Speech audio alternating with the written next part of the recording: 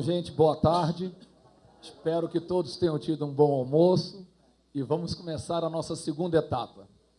Como já colocado aqui nos painéis anteriores, o objetivo da ANAB com esse seminário é trazer a todos nós e todos aqueles que nos acompanham nesse momento pela transmissão ao vivo e aqueles que vão poder, a partir de segunda-feira, através do site da ANAB, rever todos esses painéis, quantas vezes forem necessárias para a formulação de suas ideias, propostas, contestações e até apoios. A ideia é que a gente possa aqui ter o máximo possível de opiniões divergentes ou diferentes para que a gente possa estar formulando a nossa compreensão de uma questão que é bastante complexa, né? A questão de saúde. Nós estamos costumando dizer, e estamos viajando pelo Brasil inteiro, fazendo os encontros estaduais ANAB, onde temos tido a presença dos representantes da GEPS em todas as reuniões, temos tido representantes da CACI em todas as reuniões, e na hora dos debates sempre surge o pessoal que fala aí como é que está a questão da sustentabilidade, que é foco desse evento. A gente costuma chamar a atenção das pessoas que várias questões vinculadas à questão sustentabilidade ou a ausência dela no dia a dia, nós é que queremos. Nós queremos viver mais. A longevidade é algo que a gente quer, mas quanto mais a gente vive, claro que maior é o custo do plano de saúde. Uma coisa é você prever que vai atender as pessoas entre 0 e 70 anos, é um custo. Entre 0 e 85 é outro. E a gente quer chegar até 90, 100, e eu que vou morrer com 107, quero que tenha equilíbrio até lá. Então, esse é um problema. Outro é que a gente quer que melhore as questões tecnológicas para melhorar os diagnósticos daquilo que a gente tem. E isso também vai fazer custar mais caro, mas a gente quer. Eu não quero ter um parente meu sentindo alguma coisa e a gente procurando a causa, procurando qual a doença, e a gente também não encontra qual é. Então, são fatores importantíssimos na busca da sustentabilidade. Outros, a gente tem mais governabilidade, o controle, a avaliação e desperdício, mas eu já quero abrir aqui para o nosso painel, levantando uma questão. A gente normalmente discute a questão da saúde, confundindo a saúde com a perspectiva de quanto me custa para curar as doenças. Hoje nós temos em todo o país diversas ONGs, diversas instituições que trabalham a educação financeira, para que as pessoas evitem o endividamento e a perda do seu poder aquisitivo só pagando os juros. A gente hoje tem aulas de educação previdenciária, para as pessoas possam se preparar para, quando perdem a sua capacidade laboral, manter um equilíbrio e a qualidade de vida. Talvez esteja na hora da gente discutir um pouco de educação para a saúde, porque se a gente cuidar mais da saúde, tem menos a curar e é o único jeito de conter o custo. E esse é um desafio que vale para todos nós. A CACI já dá um bom exemplo com o projeto de a estratégia de atenção integral à saúde, que vai ser o objeto também dos outros painéis aqui, onde os próprios dirigentes da CACI vão falar, mas já que nós estamos aqui com o nosso presidente da Associação Brasileira de Qualidade de Vida, vale a pena a gente fazer o debate.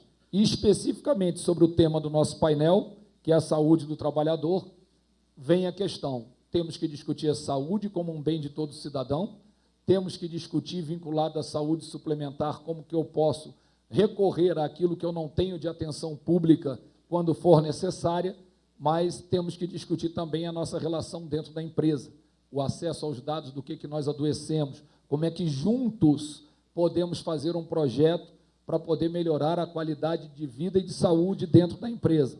Então, esse é o nosso desafio, e para começarmos o nosso painel, disponibilizo agora a palavra ao meu amigo Alberto Ogata, para fazer uso da palavra por 20 minutos. E aqueles que quiserem fazer perguntas, vale a pena já irem formulando-as para a gente poder depois já ir separando aqui.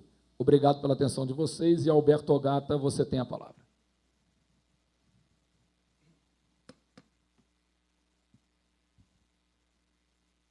Bom, boa tarde a todos, a todas. Quero agradecer muito o convite da ANAB, é uma honra estar aqui com vocês. O trabalho que vocês fazem, seja na ANAB, na CACI, no Banco do Brasil, eu, como brasileiro, fico muito muito orgulhoso de estar aqui com vocês nesse momento, né? Espero que boa parte... Nossa, esse tempo vai rápido, hein? Caramba. Boa parte acordado aí, desperto aí. Minha proposta é em 20 minutos, ou 19 minutos e 45 segundos, mostrar um cenário muito rápido da questão da promoção da saúde, alinhada com a questão do negócio do Banco do Brasil, ou com a sustentabilidade da autogestão, né? E é muito interessante, às vezes, quando a gente ouve até a ANS falar, parece que essa questão da saúde é um negócio, né? Não, porque tem rol, tem controlar, mas tem gente por trás, né? Na verdade, o objetivo final não é rol, é a gente ter gente mais saudável, gente que viva bem, né? E saúde não pode ser vista como um negócio qualquer, né? Como a agência regula petróleo, luz, energia elétrica, ou seja o que for, né? Então, esse é o grande desafio. Bom, Joana Godinho, do Banco Mundial, diz que nenhum país no mundo pode ser competitivo sem ter trabalhadores saudáveis, né? Só que isso não está no cenário hoje de muitas ações, de muitas atividades. Até quando a gente olha, né, e é um grande desafio para todos nós, né? Quando a gente olha, por exemplo, a política de enfrentamento de doenças crônicas do governo brasileiro, apresentado pela presidente Dilma lá na ONU, a saúde do trabalhador ele não é um campo aí contemplado. Então, a gente batalhar que a saúde do trabalhador também seja um campo muito importante nessa abordagem. E aí, hoje de manhã foi super discutido, esse é um dado do aumento de custo de planos individuais projetando para 2050, ou de um estudo da Mercer projetando de uma inflação da economia de 35%, o aumento do plano individual, empresarial em 155%. Ou se a gente pegar mesmo o dado aí da Aon Hewitt com grandes empresas, projetando gastar 6% a 8% da folha de pagamento com assistência médica, e um aumento de custos para esse ano de 13%.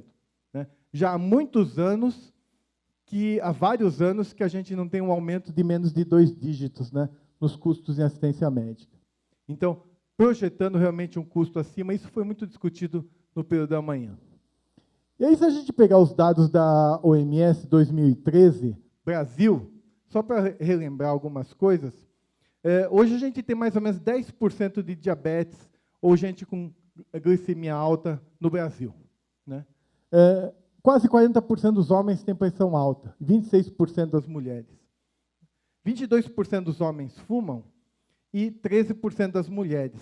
No entanto, adolescente, né, meninos, 29% fumam e 31% das meninas.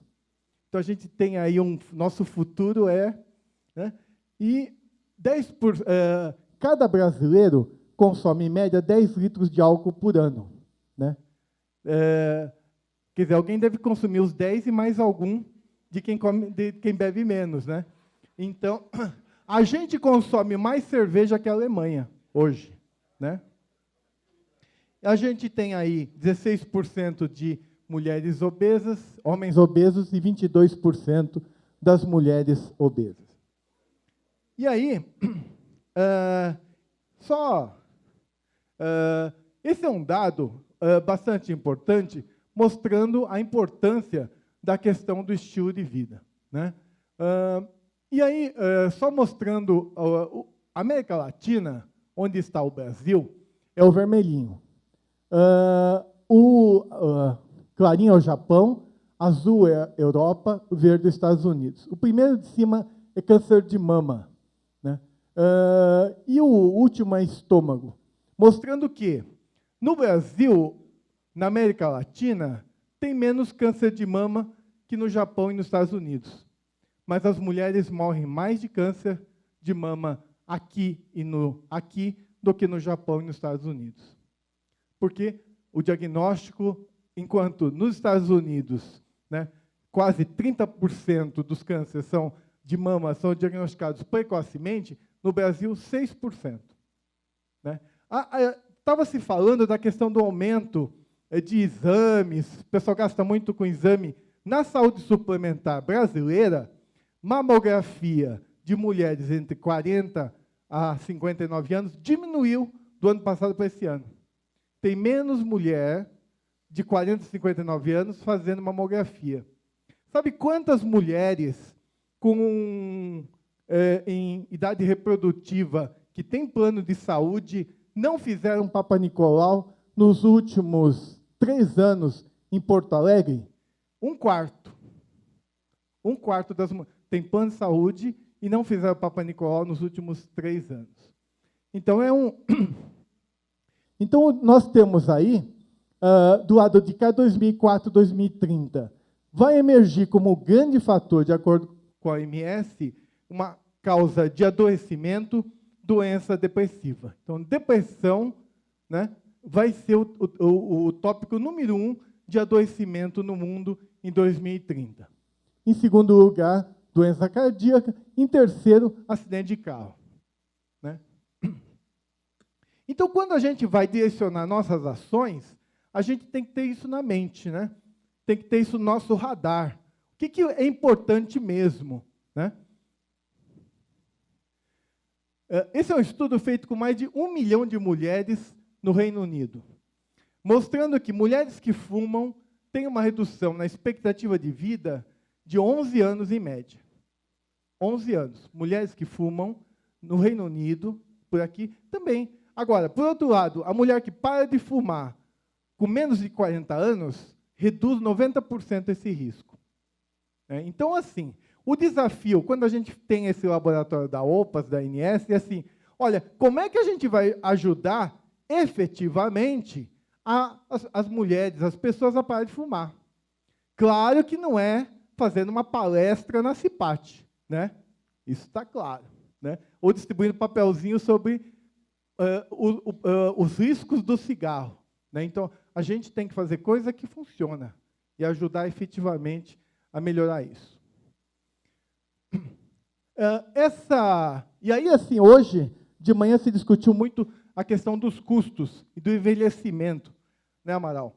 Olha, um jeito legal da gente estimar o quanto as pessoas têm de risco é contar o número de fatores de risco. Olha, o cara é gordinho, fumante, estressado, diabético, hipertenso, bomba relógio, né? Ou tem pouco, ou não tem fator de risco.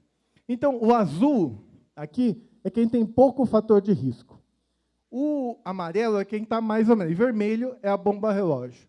Então, você vê, uma pessoa de 65 a 74 anos, que faz atividade física, é fininho, come bem, ele gasta menos em assistência médica do que uma pessoa de 19 a 34 anos que tem muito fator de risco.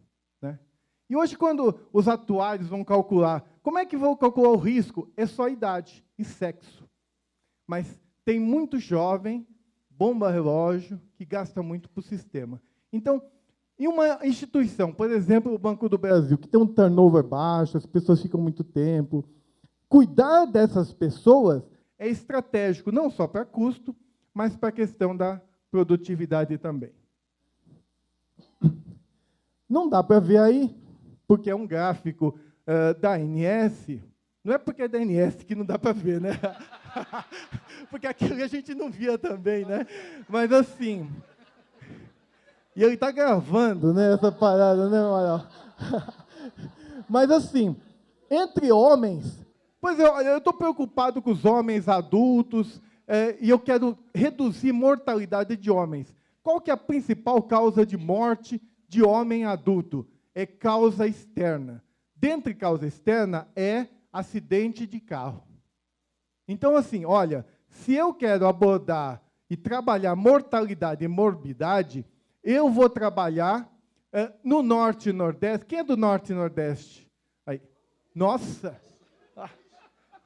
Qual que é a principal causa, inclusive deve ser no banco também, de afastamento de causa externa? Não é acidente de moto? É moto e jogo de futebol, né? Assim, vários estudos em várias empresas, na Vale, andar de moto é a causa número 1. Né? Então, assim, hoje, cuidar de saúde do homem é cuidar muito do uso abusivo do álcool. Né?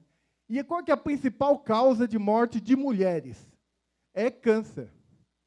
Então, se você tem uma bala na agulha e vai atirar, tem que trabalhar no diagnóstico precoce e na prevenção do câncer.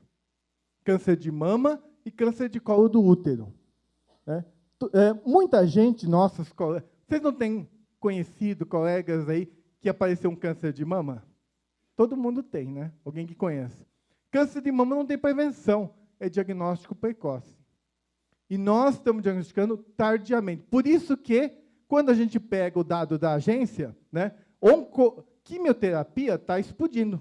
Dobrou. Assim, dobrou porque são os oncologistas, não sei o quê.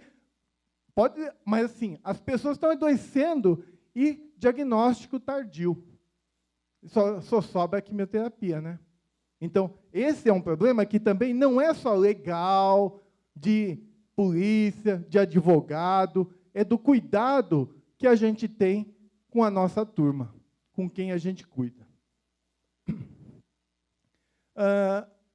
E aí, assim, a gente não tem muitas balas na agulha. Se a gente tem que atirar, de acordo com a OMS, a gente tem 4 alvos: doença cardiovascular, diabetes, câncer e doença pulmonar crônica.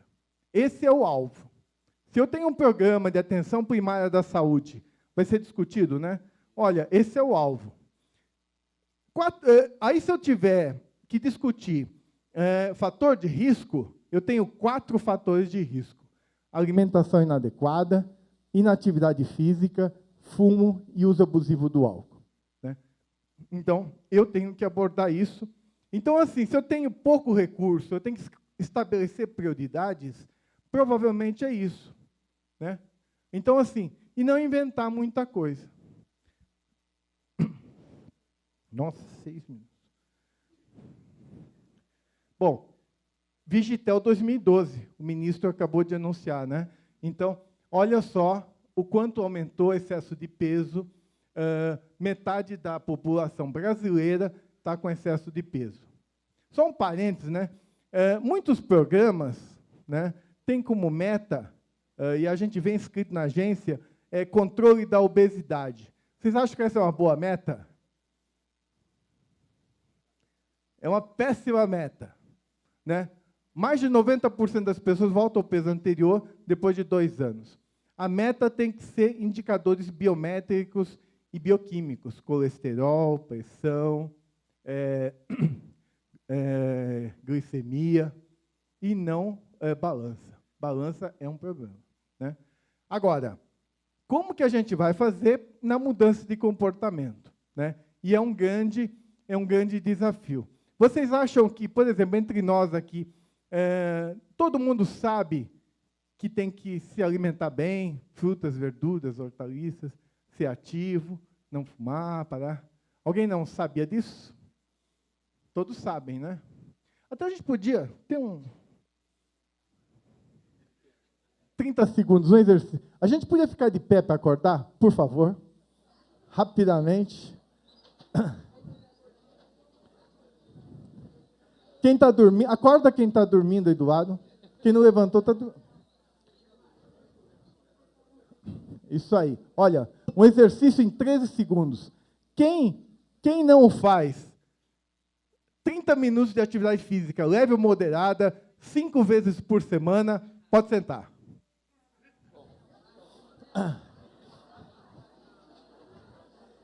Quem fuma, pode sentar. Quem não come 5 porções de frutas, vegetais e hortaliças, pelo menos 5 vezes por semana, pode sentar. Quem não faz pelo menos 1 hora por semana uma atividade de relaxamento, meditação, uma atividade mais espiritual. Pode sentar. Quantos por cento deu aqui, Amaral? 10%? Deu, e quanto isso? 8, 11%. Não, tá, ainda tem gente sentando.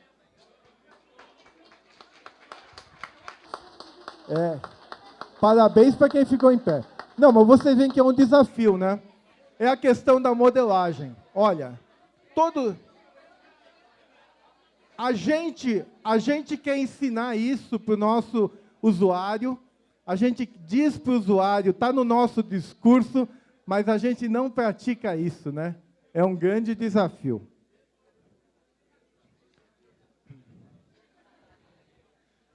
E aí, esse dado é muito legal.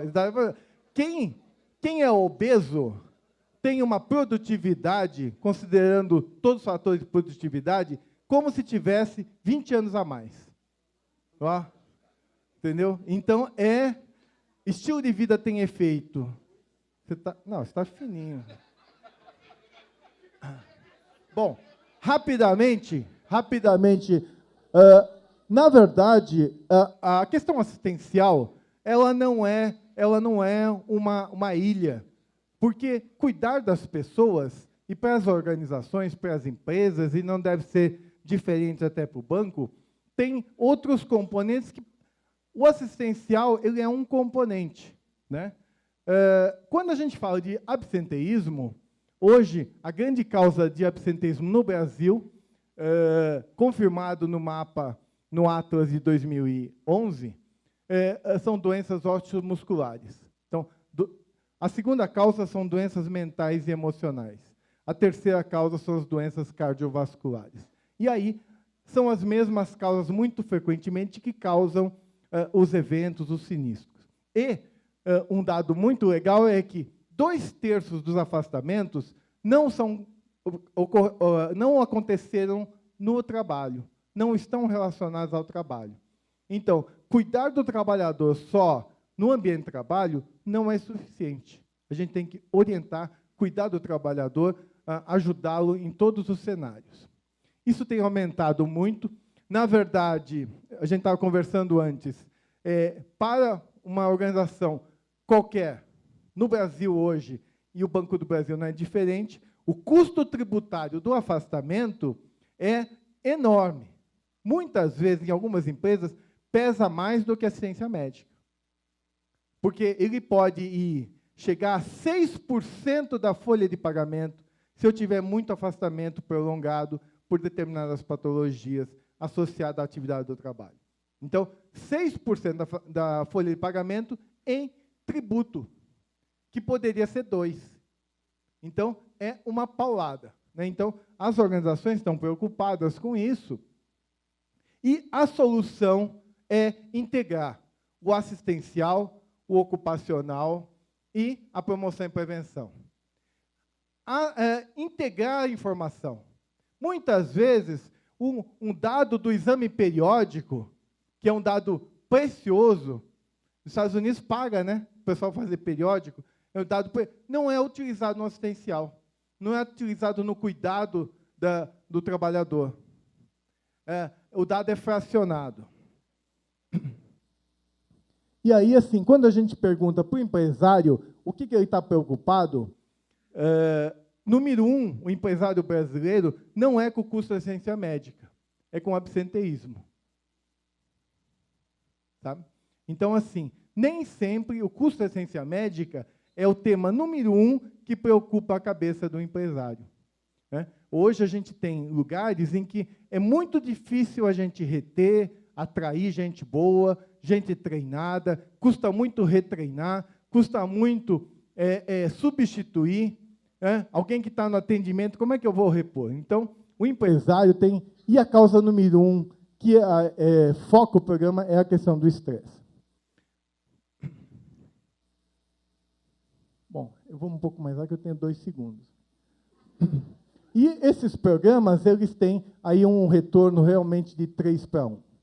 Bom, o modelo da Organização Mundial da Saúde é um modelo que integra ambiente físico, recursos pessoais, envolvimento da empresa na comunidade e um ambiente psicossocial de trabalho. Não tem como quebrar o indivíduo, não tem como quebrar o indivíduo só no trabalho, só quando usa o hospital, só quando usa o consultório.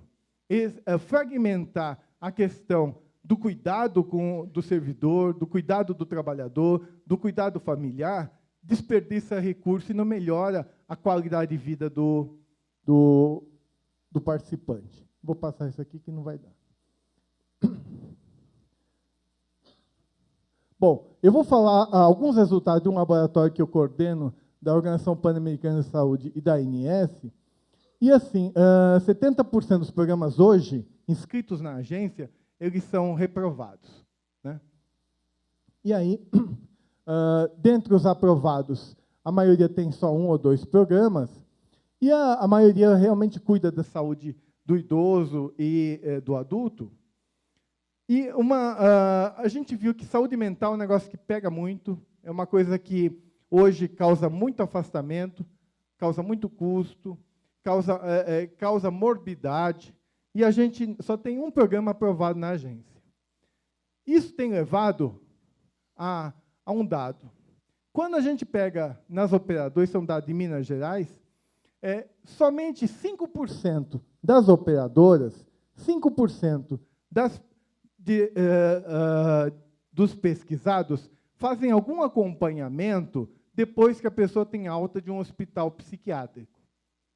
Aí a pessoa, assim, está lá, ele vai internado e vai para o hospital psiquiátrico. Ele tem alta, 95% das pessoas nas operadoras, dos profissionais de saúde, não vão saber mais, não fazem acompanhamento dele. Faz com que a gente tenha aí um aumento de 28% de internação psiquiátrica na saúde suplementar e uma queda de 16% no SUS. Então, saúde mental tem que estar no nosso radar. Saúde emocional tem que estar no nosso radar. Ele é a principal causa de afastamento, de absenteísmo entre mulheres, inclusive no setor bancário. Então, assim, a gente tem que, assim, unir as pontas, né? Esse é o desafio.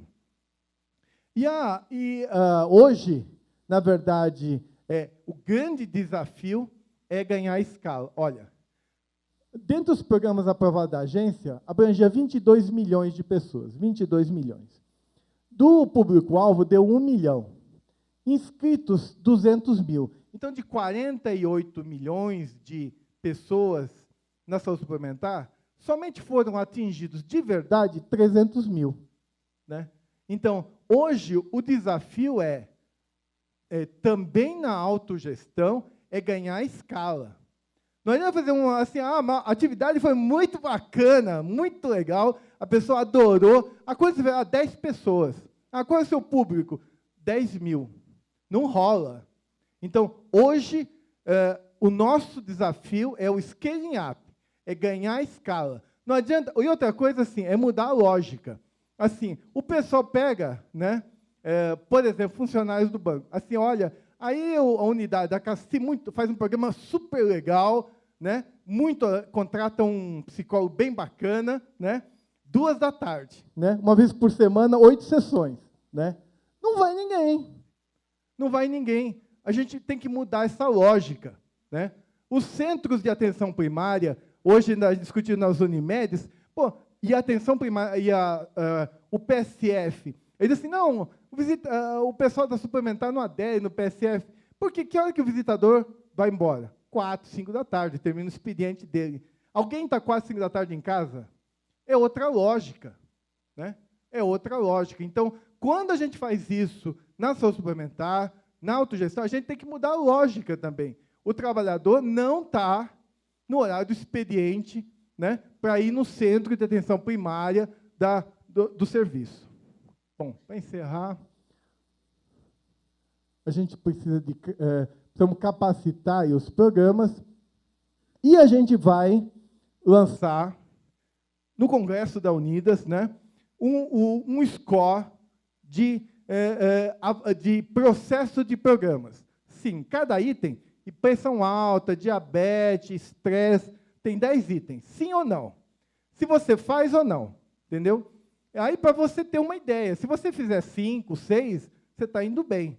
Se você não faz nada, você precisa melhorar, né? Então, esse é um score que é um produto desse laboratório, que a gente vai disponibilizar para todo mundo, vai estar disponível aí provavelmente no DataSUS, mas que a gente vai lançar no Congresso da Unidas em dezembro.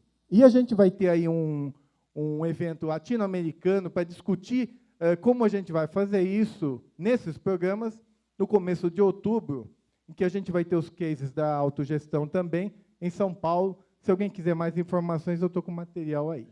Tá bom? Desculpa a correria. E se alguém quiser essa apresentação, me escreve que eu mando. Tá bom? Maravilha.